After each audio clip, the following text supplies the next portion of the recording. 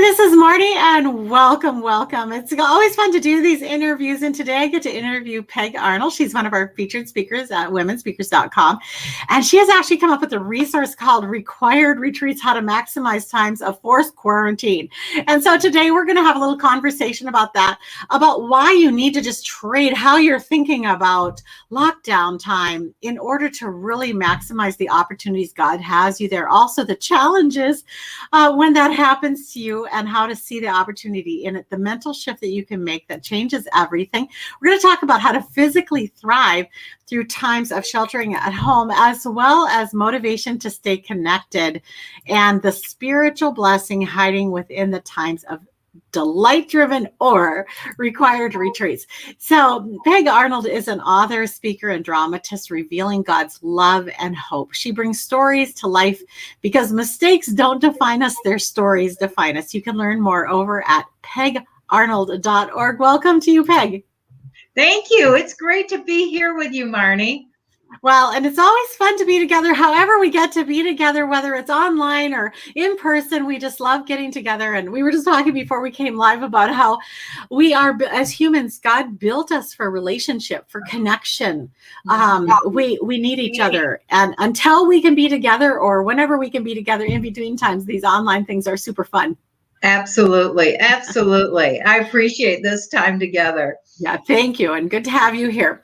Well, let's start out with why we should trade the realities of quarantine, isolation, and separation for the God-honoring perspective of a God-ordained retreat to renew and refresh your soul.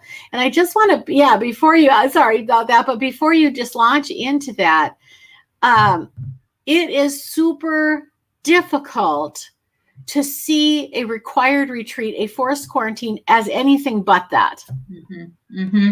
It's just not an easy thing. That's how this required retreat came to me, because it was through my own devotional time when we were in this midst of lockdown. And I think we all, we all can go back to the day that we realized, oh my gosh, this is not just a week, that the kids are off from school, that this is now to the end of the school year. And we can all go back into those places that it was a realization of what's happening in our world.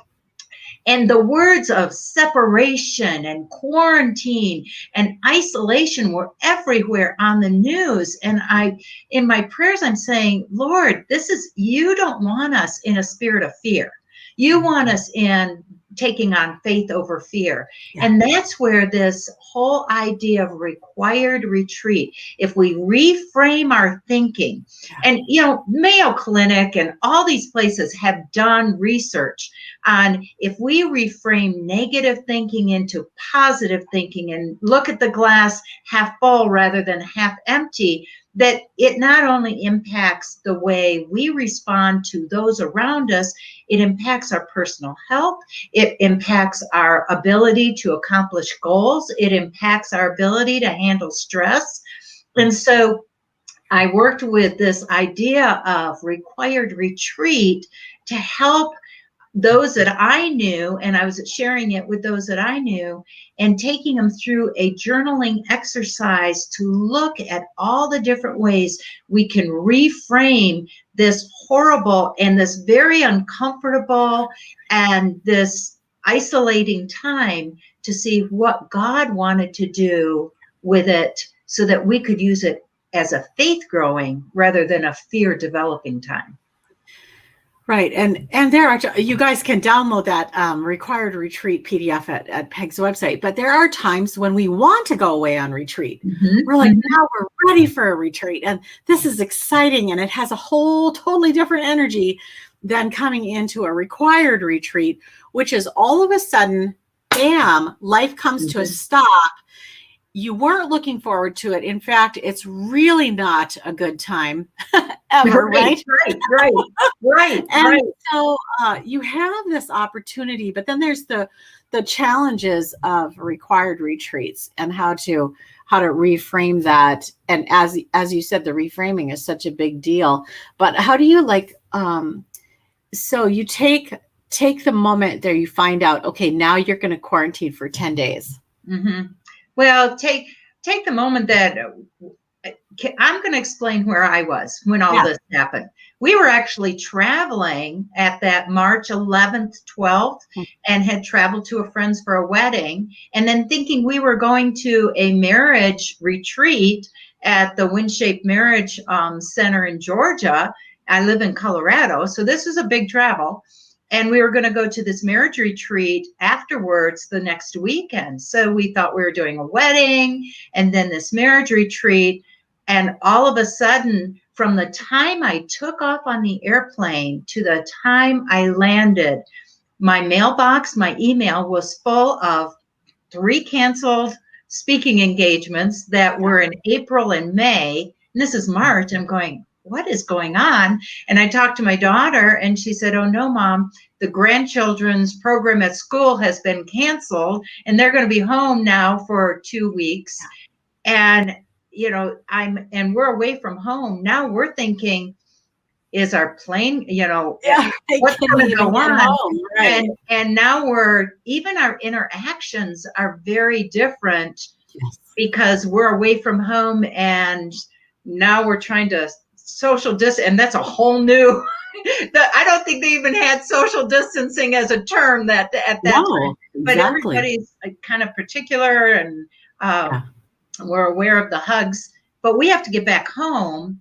And of course we find out that our marriage retreat has been canceled, and we get back home and now we find out we can't visit family. We can't, you know, go out to any of the places. Church is canceled. And it didn't feel good to me. I mean, and I think all of us went through that. Right. And especially moms and dads that are home with their kids. Now they're home with their kids and teachers are scrambling to how do we even navigate this online school?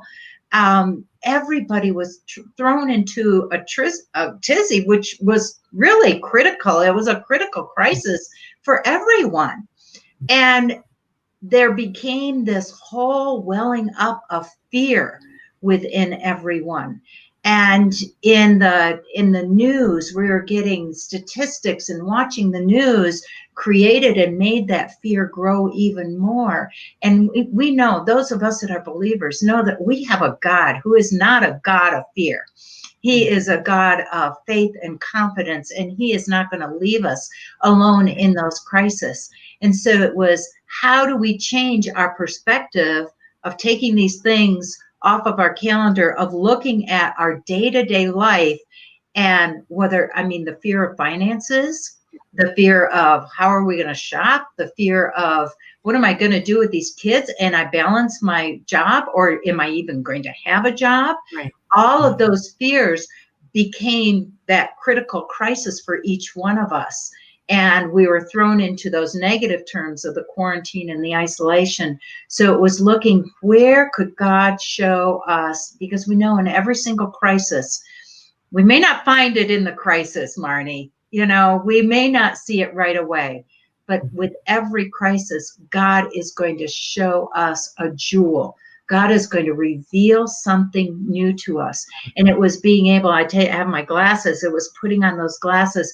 How can we look at this reorganization of our life, this as a required retreat, a required family time? You know, retreat doesn't have to be alone. A lot of times retreat is when we are enjoying being with those we love, when we want to get to connect on a different level.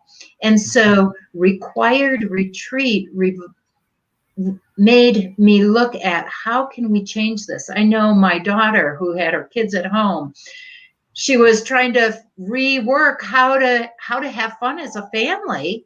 You know, when they were in full schedule of soccer practices out of the house every day, and everything was canceled, and you're eating dinner together. So then how can you embrace those new routines and make that mental shift to say, there's got to be some positive things that we can pull out of it? And of course, at this time, we're still thinking it's very temporary.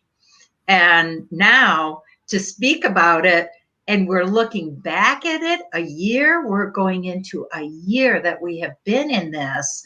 I think a lot of us have had to work through, what are the ways that we can reframe our thinking so that we can capture those things that meant the most to us from this time. Yeah. Yeah. So what is the mental shift that you can make that changes everything?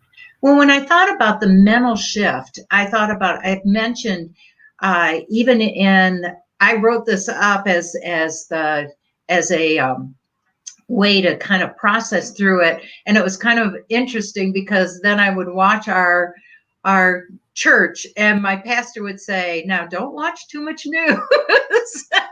But one of the things was resisting how much information you're going to give yourself, whether it's through social networking, whether it's through the news, because we all know that this year has been a really hard time with information. So it's resisting, and it's also protecting yourself from how much information you're going to let come in and cause you stress, because I think that's a protection for you and for your family as well.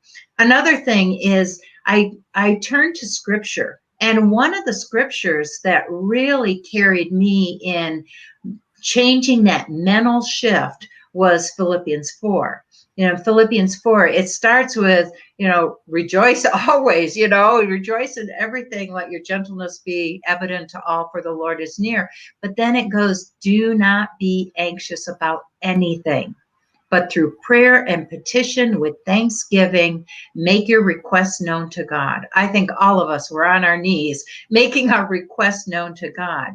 But then it says, and, the peace of God, which transcends all understanding, when we make our requests known, will be upon our hearts. That peace, that's the mental shift we're looking for, is rather than having this stressed out mind, we're looking for that spiritual peace that we can have in all things. But right after that verse, it says, and then whatsoever is pure and praiseworthy and lovely, admirable, noble, true, trustworthy, excellent, and right, think on these things. So even in Paul's letter to the Philippians, he's saying, if we can change our mental shift and think on these things and look in our world, it's not just thinking, it's looking in our world. What are the things that we can capture that are true, that are excellent, that are noble, that are admirable? And I don't know about you, Marnie, but sometimes that was hard to find, especially with this year. And, so I was looking at this verse, and in my own time, I was asking, what's important about this? What is important? What do I want to focus on? Well, Lord, what do you want me to focus on? And then how can I be an encourager to others to help them with this mental shift as well? Right.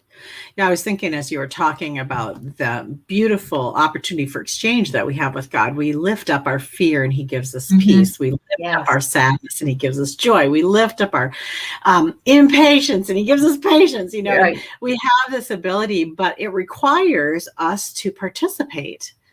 We have to actually release something in order to get something better, something different.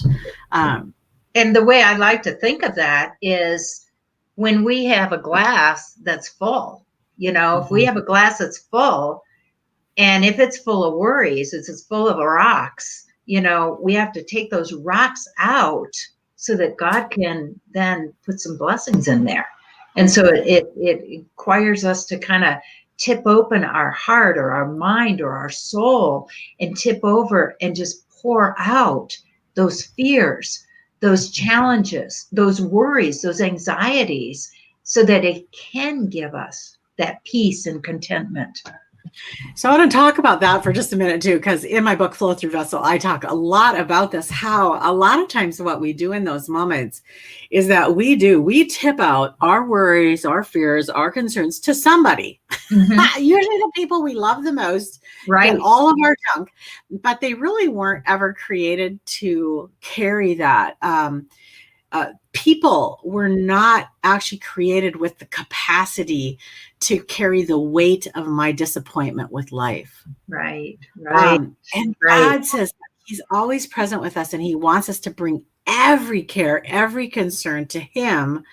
In exchange, he wants to give us the fruit of the Spirit, basically: love, joy, peace, patience, kindness, gentleness, goodness, self-control. And you can always tell if you're walking in the Spirit, that's the kind of fruit you've got going on. And if you've stepped out of sync with the Spirit, what we've got going on is a lot of fear, anxiety, sadness, all this kind of stuff. And I think, to put it in perspective, especially in this past 12 months, we have all done a serious amount of grieving the losses of what we called normal. Yeah. It's just, we have had to grieve. So it's not that you're supposed to be Pollyanna, ignore the problems, ignore that there's sad things. Not at all. The Bible talks very clearly about times to grieve. It also talks about don't grieve like the world grieves. Grieve like a believer grieves, that yes, this is really hard right now, but it's not going to stay hard forever. And God's going to exchange this sadness for something good.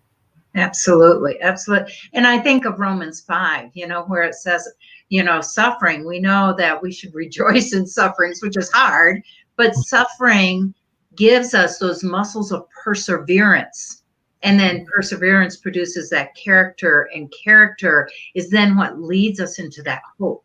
And that hope isn't in something that the world gives. Yeah, that hope is in what God gives us. God is the source of that hope. And it says his hope, God's hope, never disappoints. Never disappoints. Never. And I'm thinking too about how, especially I think this last year, and especially way toward the beginning of 2020, I think that James 1 became more, I understood it at a different level than I had before. Count it all joy when you come into trials. I have always thought, how that has to just be the most supernatural, miraculous moment. And it is, but at the same time, I've come to see that however great the sadness is, however great the disappointment is, however great the challenge is in front of you, that's the same level of how great God's gift toward you is coming. Absolutely. And so if it is really excruciatingly painful, think the cross of Christ, if it is excruciatingly painful, confusing, hopeless, then you know that the outcome is going to be absolutely fantastic as you yield yourself to God in it. So true. And a lot of times we don't realize until we are looking backwards. Absolutely. On those excruciating times. And I think even our listeners, even you or myself or anyone can really think of a time, like you might be able to think of a time that was just horrible going through it. But when we're on the other side, we have learned so much. And it was true with the Israelites. They complained and lost sight of what God had done in the past. Here he splits the Red Sea. He saves them from the Pharaoh and the Egyptians, and he gets them into the promised land. And they get over there and they forget about all the struggles and yet the way that God was with them. And I think we're the same way. We get into this quarantine, the separation, the isolation. We start picking apart all the different hard things that we're handling. And we forget that God has brought us through other things. And he's going to have something for us to learn from this difficult thing now, too. Right. Absolutely. There was a time, and I think it was when God had showed me how he had protected me in a certain situation. A lot of times we don't see it. We just go through something. We have no idea that God has protected us from anything. Right. But this one time, it had been very disappointing what happened. God showed me how he had protected me. And it was in that moment that I adopted a new, I call them mantras, whatever. I say them over and over and over for like a year until they're very deeply ingrained. So they're part of my mental processes going forward.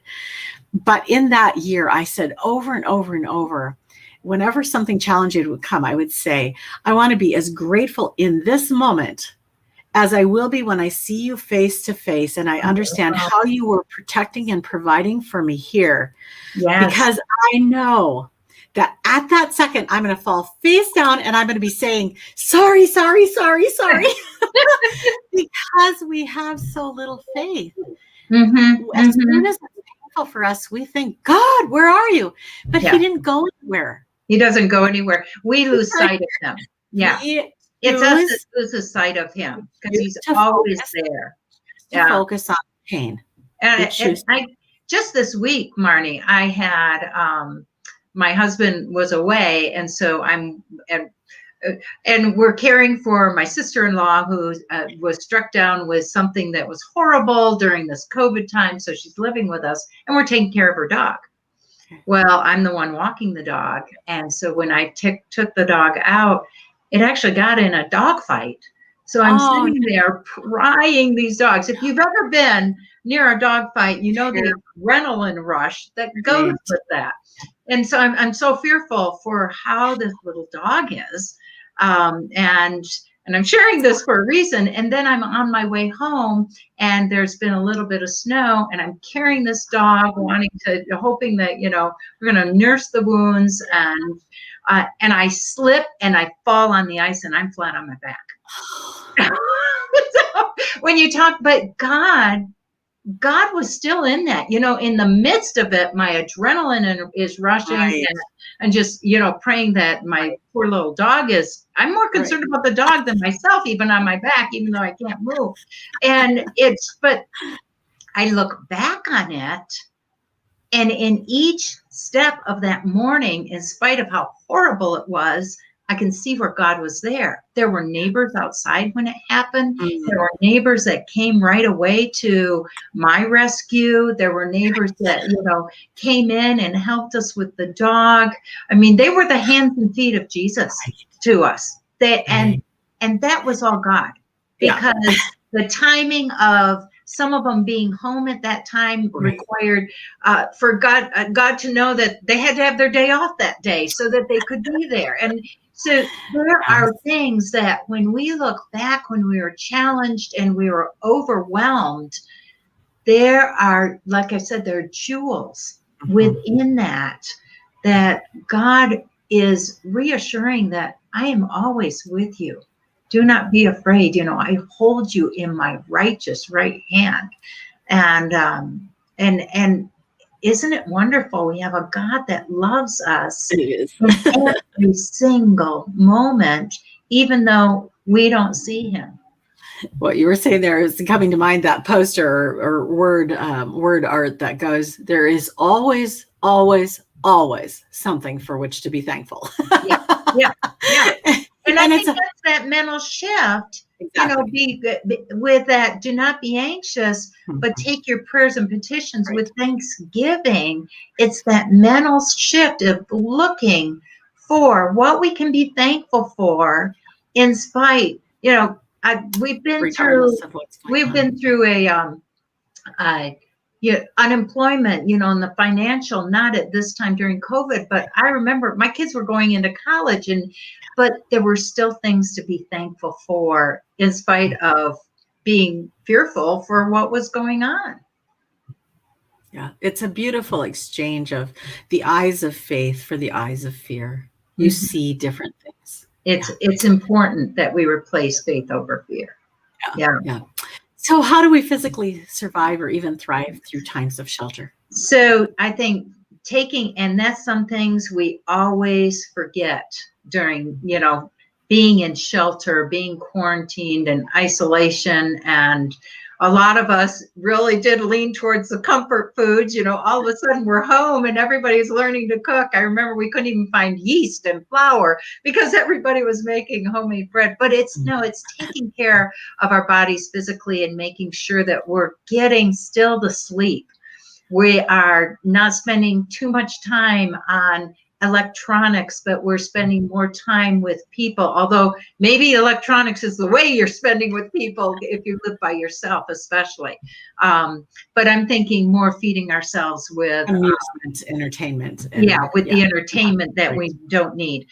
Just to look at what are ways that you can integrate things into your physical routine to keep your heart pumping and and I'm not talking weight loss or getting fitness, because our fitness centers were closed, but I'm talking about just getting outside for a breath of fresh air, there are things that we can do, drinking enough water, being aware of the water, being aware that, yeah, we're baking bread and maybe more cookies, but we can't be just eating the carbs because they make us more sluggish, and being able to eat some of the fresh fruits and vegetables or frozen vegetables if we weren't able to get to the store. They're just being able to take care of our physical bodies. I think we forget that. And I'm as guilty of anybody, when I'm not feeling good, is to feed my worries and feed my anxieties.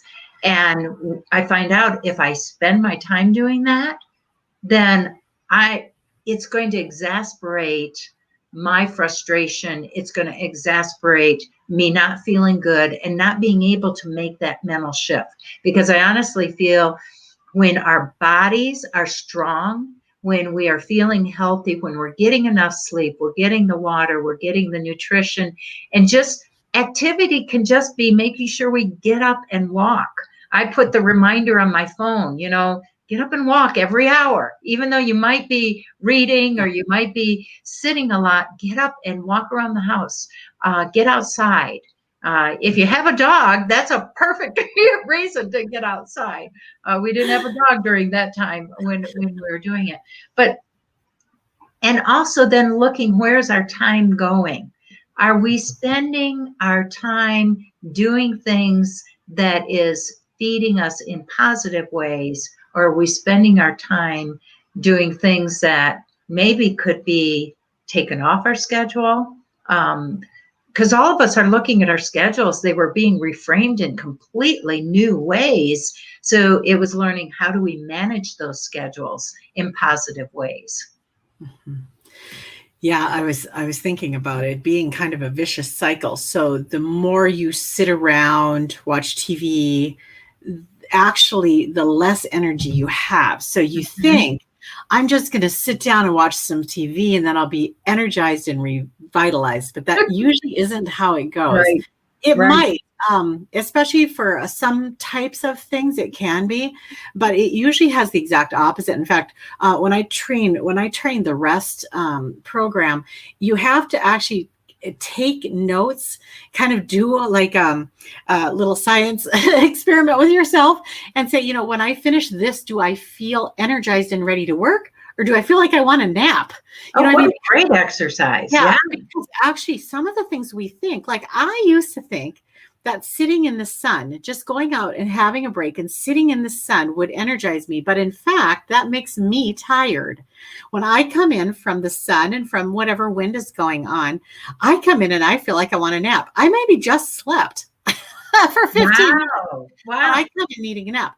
Now, funny thing, when I get off of the elliptical runner, I'm energized and raring to go. Now, you would think the opposite would be true, that after I had a little nap in the sun, I'd be ready to go. And after I did the elliptical, I'd be ready for a nap. But actually, it doesn't work that way. So you want to just do this test for yourself. What actually energizes you? Make sure that you're getting some of that in there. And also, again, the difference between fear and faith. Faith actually is energizing, whereas fear saps your energy. Now, fear can get you riled up. Right. Fear can run your adrenaline. But it saps your energy. Right. Mm-hmm. So you may have a false sense of excitement or whatever, but you're going to be exhausted as soon as it settles down. Well, and I think what you said was important, Marnie, is that we need to do that test on ourselves. Because all of our bodies are different. Absolutely. And I may not respond to the same way that you do, but I do identify with having more energy after the elliptical and being out in the sun, having it worn out. But all our bodies are different. And so it's doing those little tests, because I know my husband, he can sit down and take a nap in 5 minutes. We call it the power nap. He really does power nap. Well, And I can't do that. and he's ready to go. I couldn't go to sleep in the middle of the afternoon, if you gave me a sleeping pill. But and it wouldn't energize. It would make me feel sluggish the rest of the day. Yeah. And So everybody's different. Everybody's different. Mm-hmm. But our physical, it's just making us aware that what we do with ourselves physically is extremely important. I feel like this is maybe for somebody who's watching, and I don't know why I'm going to say it, but there was a time where I was taking a health nutrition supplement. It was called Pycnogenol, and it was really helping. I was so energized by it, and I told one of my sisters, I said, you should get on this, and she took it, and it exhausted her. Now, this was just a set of herbs. It wasn't any kind of a drug at all, but it's back to this same concept again, to know yourself. And if you've made a change in either what you're eating or what you're taking medicine wise, or even supplements, you feel more sluggish, you might want to just check that out and see if there's something going on there. So anyway, let's move on here to how do you stay motivated to stay connected socially?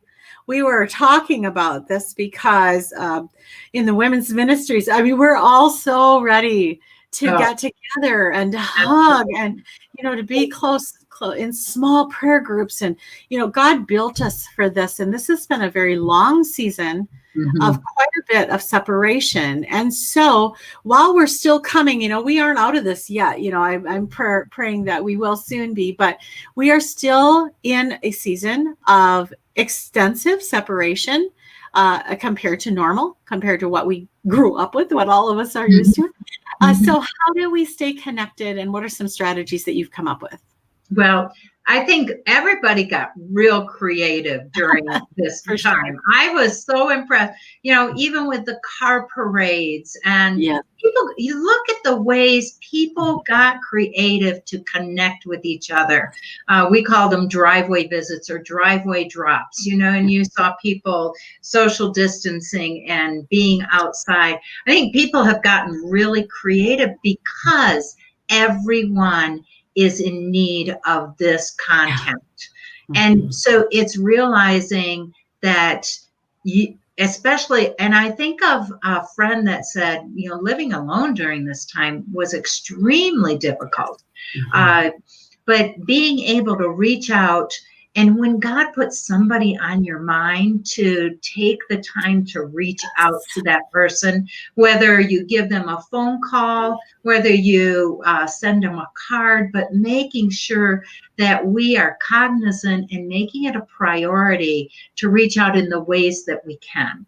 Yes. And of course, the Zoom, which I don't think a lot of people, Zoom wasn't even part of our vocabulary. No, it's just a noun. It's a verb and now a noun. Zoom continues, right? Yeah. But even though Zoom, my siblings and I, we put on, a regular Zoom outreach to make sure that we were touching base with each other. Was learning how are the new ways that you can reach out. And I have to say, a lot of people were a lot more creative than I was with some of the ideas they came up with. It was exciting to see. And that was one of the good things on social media or the news, was to see these new ways that people were inventing to be able to connect. And it showed how God has made us people who need people. And, Ecclesiastes talks about that it's so important, for us to be, brother to brother, that we need that other person. And it talks about keeping each other warm. And then it talks about the strength of, 3 cords together is much stronger than 1 cord by itself. So God has created us as beings needing that community. So creating all these different ways of reaching out was important, and still is going to be important, because for some of us, that's the only way we are going to have human contact. Yeah. So what is the spiritual blessing that's hiding within these times? Well, that's the one thing that we've kind of woven through our entire conversation here as we've spoken, Marnie, and I've really appreciated your perspective as well, is being able to look at required retreat also reframes that maybe we're going to have some time that we can carve out to really have those devotions that maybe we haven't had time to have because our schedule has slowed down. Is there a way that we could? And I think there were a lot of people that have done that. I'd love to hear stories from people or comments from anyone that came up with unique ways. But one of the things in our routine, I was able to take that carving out time. Now, we had people around all the time because at the time of quarantine, we were a multi-generation household. So I had to find ways I could draw myself out and putting my earbuds on and being able to listen to music while I spent time with my devotions. But it was able to, how are we going to recognize and grow in our relationship with God, even though we're so angry or we're frustrated or we're worried or anxious? How can we turn that fear into faith? And it is making that connection with God. Because we can't. It's really impossible for me to just go, okay, I'm really angry right now. Okay, I'm at peace. Yeah, no. I say no. You just can't do it. You can't do that. You actually need God to help you to make that exchange. And it's time with Him. I love that. Yeah. And knowing that the time with Him doesn't have to be time where we're not, it can be time where we're pouring out our heart saying, this is too hard. I can't do this. I don't know what I'm going to do the rest of the day.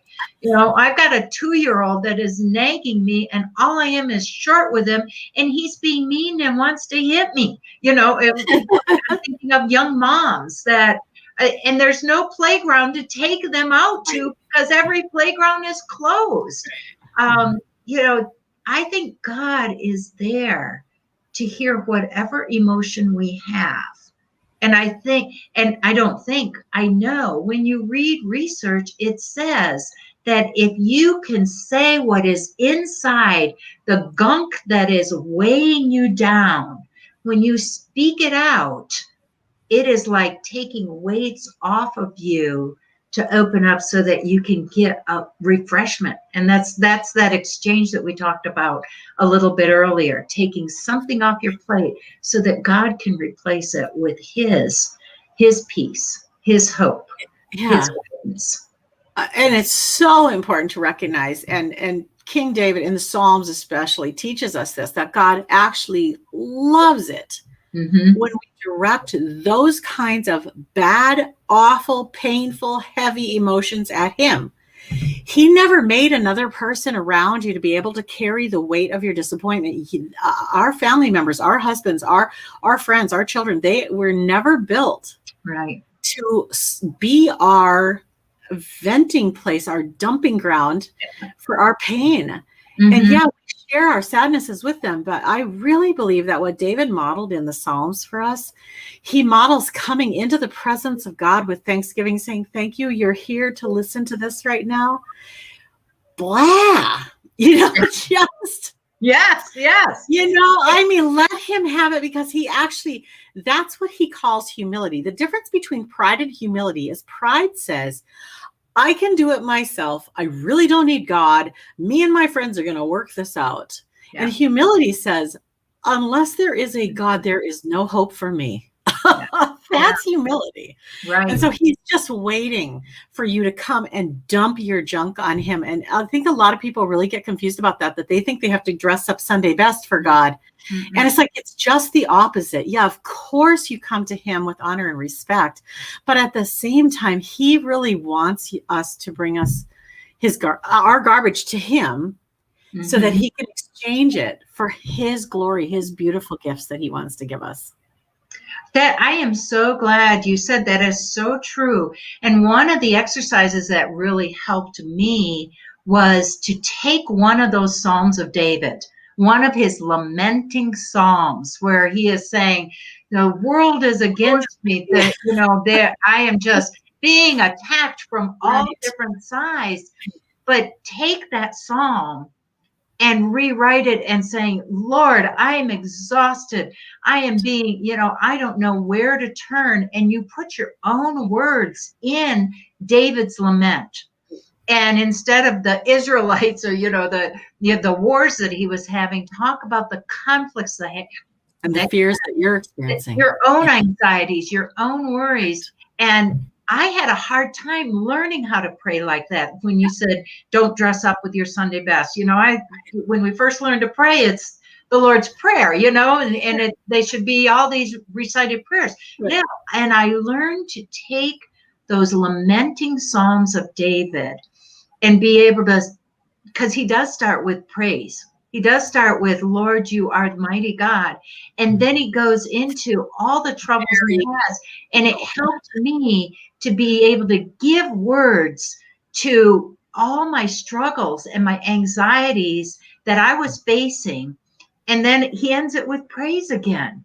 And I didn't want to praise, but because I was reading through that psalm that helped me to pour out my heart to God, I was then able to read those words of praise. And so I encourage, if you are struggling, and there might be somebody that's struggling with something right now, turn to one of those psalms, and they usually have laments, and turn to that lament and say it in your own words. Read it as if you are the creator of it, and take out all the situations the psalmist is talking about and put in your own struggles. And it was a real eye-opening fact that I could take scripture and God could reveal himself to me, and I could just pour out the dirt that was in my soul and just the horrible things that were in my soul. And he was there listening. It is amazing. I know, it's amazing. And we think that he will judge us like other people judge us, but he doesn't. Mm-hmm. He addresses us as if we are already perfect in Christ. I mean, that's when we have accepted Christ as our salvation. He doesn't see us as the way we do or the way even others see us. He mm-hmm. sees us as a loving father looking at a child who he just adores. Mm-hmm. And okay, yeah, so you mucked up or you had this hard situation. Come here, sit on my lap. I mean, he's just this loving, loving father. Peg, this time has flown by. Thank you so much for being here. Great. So great to be with you, Marnie. So fun. And you guys want to be sure to go over to pegarnold.org. You'll be able to, it'll come as a pop-up, right? The option. Right. The option comes up as a pop-up. It says free devotional, but if you put your email address, you'll see that you have a choice of required retreat, or you can go into the shop area. There's the required retreat and some other freebies that might hit you if you're walking a path of grief right now.